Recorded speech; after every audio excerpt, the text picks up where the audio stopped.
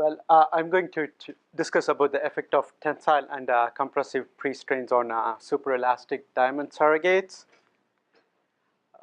In the past few SMSTs, there were several talks given about PreStrain and how PreStrain can potentially affect the fatigue life of nitinol, along with some of the possible mechanisms.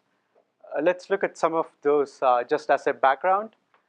The picture here shows the SN curve for the PreStrain effect in nitinol that shows a drastic improvement in fatigue life when we pre-strain the material by axially stretching it to different strains and releasing it back to the 2% mean strain, and after that subjecting it to a tension test. So normally the plasticity is about 8%, and once you exceed that, then you can see the improvement in fatigue life. This work published by Jeremy Schaefer shows that under rotary bend fatigue test, when a wire sample is conditioned by stretching it to 11.5% strain, it shows an improvement in the fatigue life compared to a sample that is non-conditioned. Similarly, we also performed some rotary bend fatigue tests, and what we observed was when we induced plasticity into the material by axially stretching before subjecting it to the zero mean strain rotary bend test, we see a drastic improvement in the fatigue life. The primary objective to perform the study was to determine whether the residual stresses that result from pre-straining of the material is the primary mechanism that leads to fatigue or durability improvement in nitinol. Let's look at how to introduce residual stresses in a material. There are several different ways to do it. One way is when you create a localized yielding of the material, either from a surface notch or by subjecting a certain region to a multi-axial stress state from a non-homogeneous loading mode like bending or torsion. We also get residual stresses because of microstructural inhomogeneities. That is, when there are inclusions, they act as stress risers, which eventually lead to residual stresses. Even in an inclusion-free material, you can still expect to get residual stresses because of the way the grains orient and accommodate themselves during different loading and unloading cycles in a polycrystalline material. This is the outline that we'll be delving in today. First, we'll be looking at two ways to computationally model residual stresses. One under a bending deformation with the help of diamond specimens. And the second one is in the presence of inclusions with the help of like a tensile wire specimen. After that, we'll be looking at the experimental test study results that we performed on some diamond specimens to understand the effect of tensile and compressive pre-strains on fatigue life.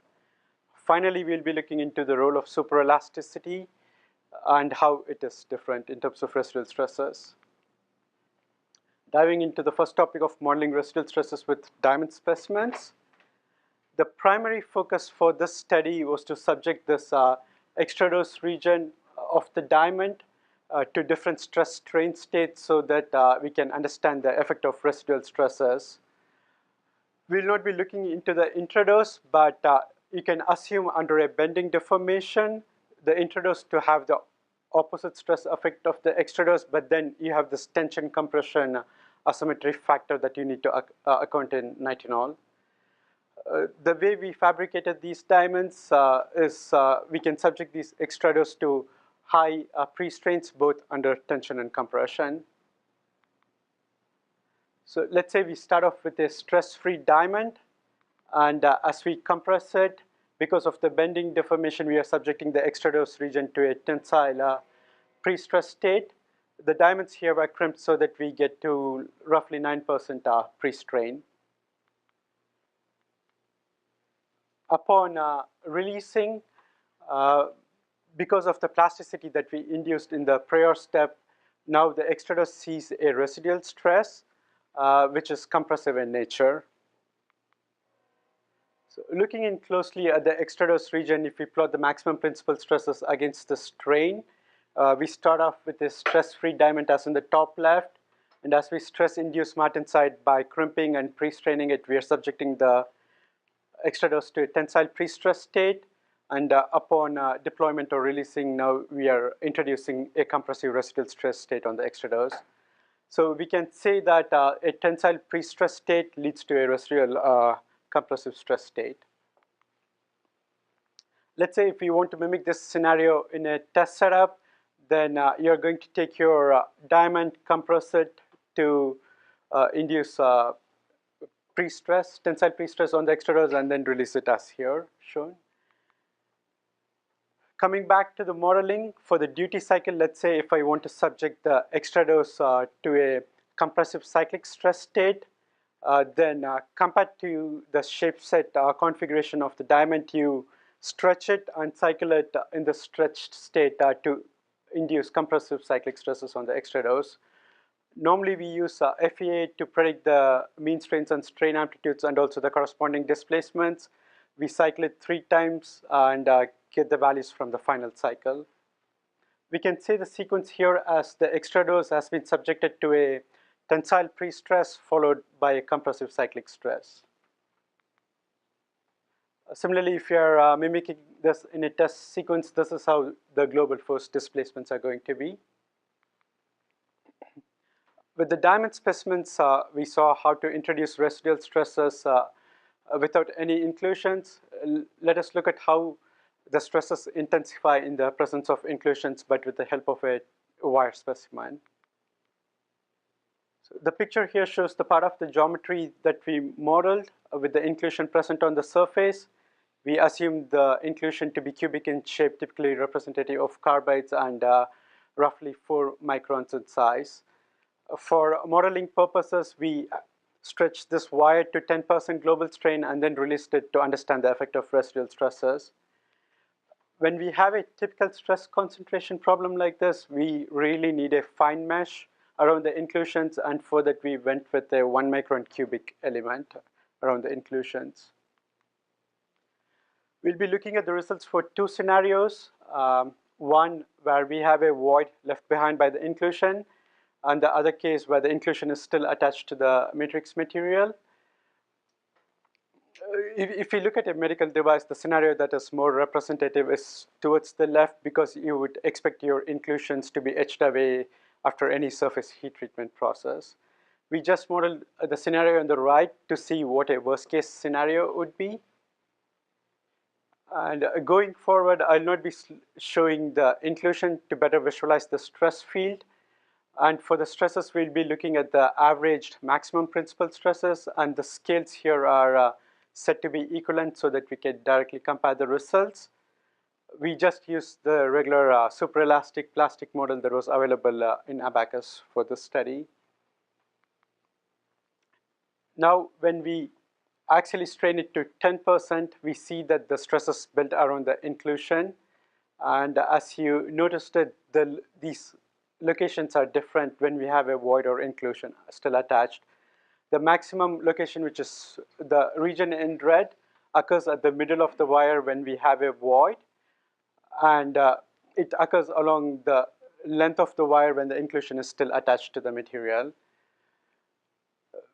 We also calculated a stress intensity factors that compares how the stresses around the inclusion compared to the far field, like the orange regions. And these values correspond to the theoretical calculations when these defect sizes are close to the grain sizes. Looking at the results, we can say that the stresses are more intensified when the inclusion is still attached to the matrix material.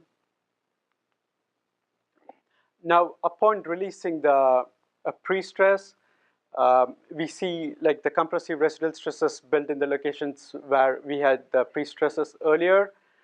The main thing to note here is, irrespective of whether we have a void or inclusion is still attached, the values are very similar, and these are relatively high. It is because of these high values of residual stresses, when there is a crack formation, it is going to oppose the formation of the cracks, and that's why you would expect an improvement in fatigue life. Now let us look at the effect of residual stresses on the upper plateau stresses with and without pre-straining. First, we have the stresses here without any pre-straining at 6% global strain. Let's say we take the material at this state, stretch it to 10%, release it back, and then again pull it back to 6% strain. Now we see a drastic drop in the stresses around the inclusion. Again, this is related to the effect of the residual stresses that we built up earlier that drops the plateau stresses. We also performed some tensile test replicating this scenario, and we saw a drop in the plateau stresses once we pre-strained the material. Moving on to the experimental study results. First, let's look at the naming terminology that we followed. We use pre-stress and pre-strain interchangeably, which we call as PS. Residual stresses and strains as RS, cyclic stresses and strains as CS. If we focus on the extradose region of the material, they can be subjected to either a tensile pre-stress state or a compressive pre-stress state. And for each of those states, they can be either cycled under compression or tension, which leads to these 4 combinations. We know by now that residual stress state is always dependent on the pre-stress state, and it is of inverse polarity. So our hypothesis or premise before starting this test, to put it in simple terms, was when pre-stress and cyclic stress are of the same polarity, then we would expect an improvement in fatigue life, which is combination B and C. This is because we expect the residual stresses to oppose the formation and hence the improvement in the fatigue life. Going forward, we'll be ignoring the residual stresses and just look at the results in terms of pre-stress state and the cyclic stress state. We have here the global force displacement matrix for the 4 different combinations. On the left-hand side, we have the tensile pre-stress state. On the right-hand column, we have the compressive pre-stress state. On the top row, we have the compressive cyclic stress state, and on the bottom row, the tensile cyclic stress state. Just to orient ourselves, the combination that might be more relevant to the medical device industry is combination C. Let's say if you take a stent, when you constrain it to the delivery system diameter, and then when you deploy it to a certain vessel size and cycle it, it would be more similar to the scenario C. For the testing, we fabricated diamonds made out of SE508 Eli material that met the specs which we computationally modeled. For each combination, we tested 6 diamonds, and we treated them to be 12 V specimens because they deform independently.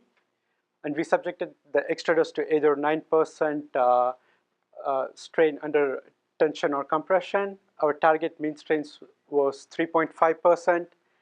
And we started off with a strain amplitude of 0.75%. And if it ran out to 1 million cycles, we used the same diamonds and increased the cyclic displacement until we saw most of the V specimens fractured. Just to clarify, we pre-strained it only once and used the same diamonds for each combination to test different strain amplitudes. Before we get to the tensile and compressive pre-strained results, we ran a baseline scenario so that we could compare the results to a scale. And this is the scenario that we ran where we subjected the extradose to a 3.5% mean strain and 0.75% strain amplitude, which was under tension. Looking at the results, we did not get any fractures for the starting 3 strain amplitudes. And then we started slowly accumulating fractures at higher strain amplitudes. And the numbers in the parenthesis tells you the number of V specimens that fractured during each test. Now moving on to the results from the tensile pre-strain study, which is the left-hand column of the force displacement matrix. We'll be looking at the effect of the compressive and tensile cyclic stresses. And again, the extradose here was subjected to a 9% tensile pre-strain and a 3.5% mean strain.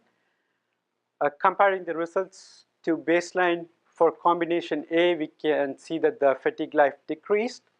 And for combination C, the fatigue life increased. The thing to be noted in combination C is we observed just 1 fracture between strain amplitudes of 2.76 and 3%, and after that it started getting more fractures. So the hypothesis holds true here, which is when the pre-stress state and cyclic stress state are of the same polarity, then we would expect an improvement in the fatigue life. We also did some SEM inspection to see where the fractures initiated. As expected, the fractures initiated from the intradose when the cyclic stresses were compressive, and it started from the extradose when the cyclic stresses were tensile. Now looking at the other half of the matrix, the only difference here is the extradose was first subjected to a compressive pre-strain of 9%, and comparing the results here, combination B shows an improvement in fatigue life, and combination D shows that the fatigue life decreases. Again, the SEM inspection said that when the cyclic stresses are negative, the fractures initiated from the intradose, and when CS was positive, the fractures started from the extradose. Looking at the results in a more easier graphical form, we plotted the probability of survival versus the strain amplitude. The green dashed line is the baseline scenario, which we call it PS0 CS plus. And basically, if you're to the left of it, your fatigue life decreases, and if you're to the right of it, it increases.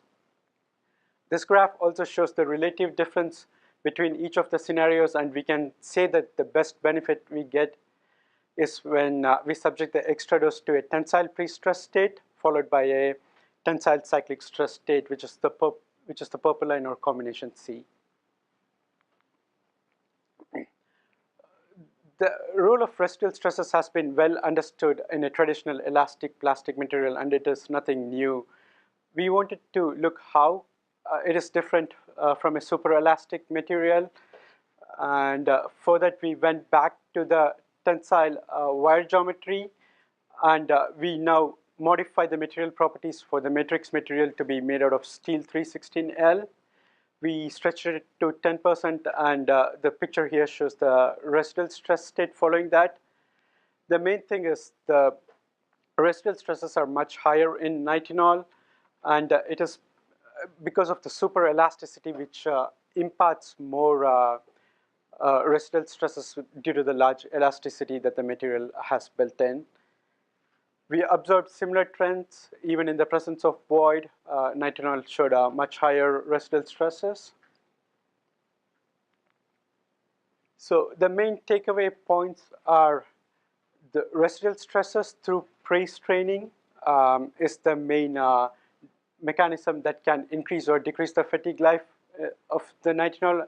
And of course, it depends on the sequence in which we pre-strain it and cyclically strain it. We see that the fatigue life increases when the pre-stress and cyclic stress are of the same polarity, that is, both of them are under tension or compression. So if pre-strained the right way, we could increase the fatigue life in the material even with the existing processes. And also the effect of residual stress is more pronounced in nitinol compared to a traditional metal because of its superelasticity. The interesting thing about any research work is we end up with more questions, and some of the questions that we would like to answer in the future is what would happen to the fatigue life if we pre-tension it both ways before subjecting it to a cyclic stress test, and whether the sequence really matters. Also, what is the maximum limit that we can increase the pre-strain after which we might see a drop in the fatigue life? With that, I conclude my talk. Thank you. We take some questions. Dr. Shmimi. So you showed the survival plot, and one scenario was had the best versus the other one. Is that what we're doing right now with stents and crimping? Does that represent that? So, or is it a way to improve it even more with what you're proposing? So yeah, the purple line that I showed is the scenario that is representative of the medical device industry when you constrain the stent.